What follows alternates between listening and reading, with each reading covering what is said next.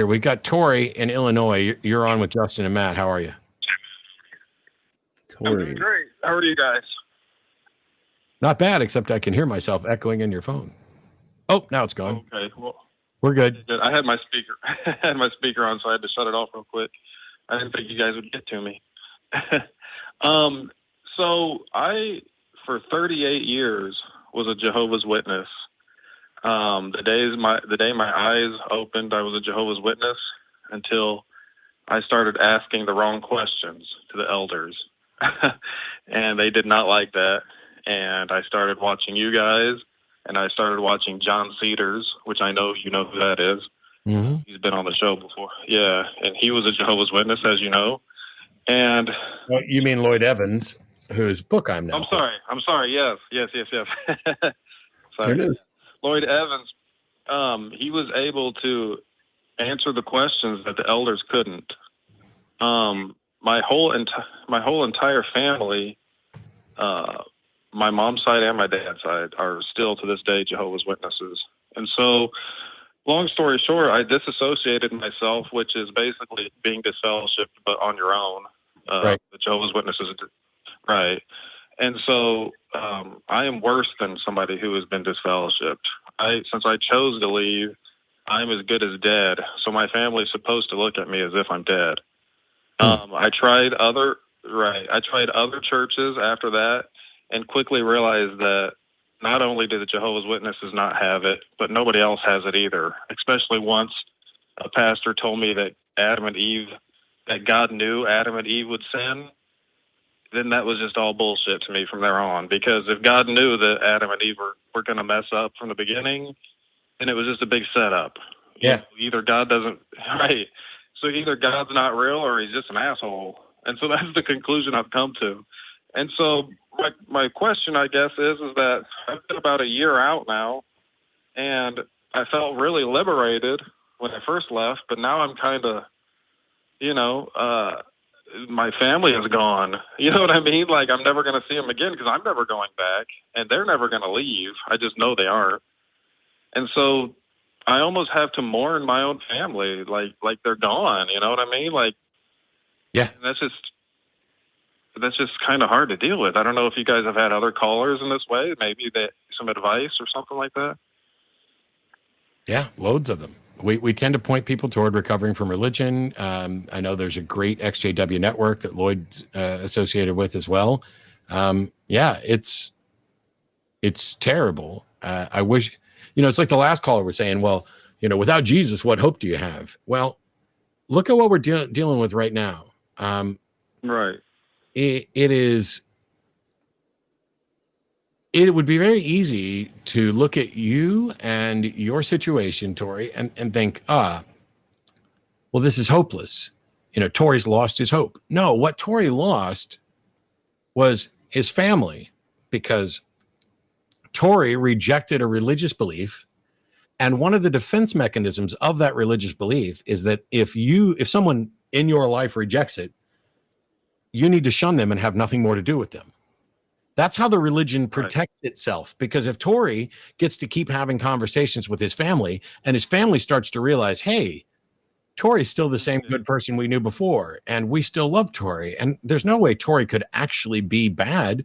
Why on earth would my religion, why on earth would my God want me to not interact with Tory? Shouldn't I at least be trying to show him, the love of God and see if maybe we can't change his mind? No.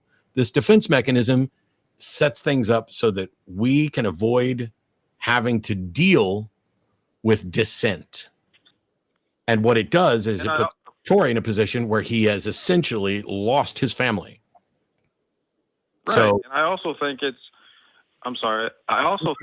somebody would let me know that the XJW Reddit, which if you're not already familiar with, it's /EXJW. Okay, good resource. Yeah, I think they also do it because they know you'll get desperate enough to come back. They don't care if you really believe it or not. They just want members. It's a manipulation tactic, because if you know that somebody really loves you and they don't want to do what you want, one tactic some people can do is this, like, well, I'm going to withhold my love and attention from you until you come around to see it my way. It's manipulative bullshit. and it Right. shouldn't be happening, especially, well, I was going to say especially with families. It just shouldn't be happening, period. It's wrong. I'm reminded of something that's been said on the show many times over the years, is that you're family when you act like family and when you treat people like Right. family. So your family can be, it might be the case, and it might be sad, but it might be the case that your blood relatives aren't your family anymore, and you make a new family with people that accept you for who you are. And that might be in the form of finding a local atheist group. That might be in the form of finding an online group that you can be a part of. It could take a lot of different forms. But I'm just reminded of that fact. And I'm also reminded of something that Matt has said on the show many times over the years, which is that Matt, I think, is correct that he never ended any relationships with anybody when he became an atheist, and those people ended relationships with him. Yeah. Right. And that's the thing, is my dad told me, when I told him how I was writing my letter of disassociation, he said, just remember, you're leaving us, we're not leaving you. And I said, I'm not leaving anybody. I'll talk to you guys every single day. It's you guys that are going to shun me just because I know the rules. So don't give me that bullshit. You know what I mean? He's just so indoctrinated, and so was I. I mean, when my friends used to get disfellowship, I would shun them too when I was a Jehovah's Witness, just because, I was born into it. That's what you do. And so I can't really blame. I'm not mad at my family. They're doing what they think they're supposed to do. It's just so sad. Like, I just know they're never going to talk to me again. And, I won't even be invited to their, they could have died today and I wouldn't even know. It's just, how do you, I don't know. It's just, I've been struggling with that a little bit more and more as the days go by, because I know I'm not ever going back. There's no way I can go back. Yeah, well, I hope you find a community that respects you and loves you for who you are, and doesn't ask you to believe anything that you don't believe, or act a certain way that you don't want to act. And all I can say is that hopefully they'll come around. A lot of times it takes time, and sometimes we get emails from people that say, I didn't speak to so and so for many years, but then eventually they sent me an email, or they called me on the phone. Or you might find that, you never know, that a lot of people get surprised. Sometimes they'll have a family member that's really entrenched, and then years later it turns out that they leave the church and they contact you and they say, hey, I left the church just like you. So it could happen. Yeah, well, I'm glad you guys are around. I listen to you guys every day. I get a little upset with Matt sometimes. He's mean to people, but but I get it. I'd like someone to provide an example of me actually being mean to someone, because well, you haven't been mean to me. Well, the thing is, people will say something like that, but it's like if you only listen to one side of a conversation, exactly who called in that was an honest interlocutor, that we didn't address their points. It's only when people refuse to engage, or when they defend repugnant things. And even then, I don't think it's mean. I think what we're talking about is serving people up with a dose of reality, and that while you think your ideas are deserving of respect, that's a load of shit. You as a person are deserving of respect, but your ideas can be absolute fucking garbage. Yeah, that last guy, not the last guy, but the guy before you, I think he was just calling in to be an asshole. I don't think he that was saying, yeah. I mean, I don't, you should have been mean to him. I don't like to be mean. I don't want to be mean. What I like is justice. And so if someone is essentially wasting the time of all of the crew here that are helping put the show on, I find that to be incredibly disrespectful. And if they're going to try and turn our show into their platform, I'll fuck somebody up over that, verbally, not physically. I don't do anything. Well, we need somebody like you to shut down the Jehovah's Witnesses. I guess I don't get that many calls from JD.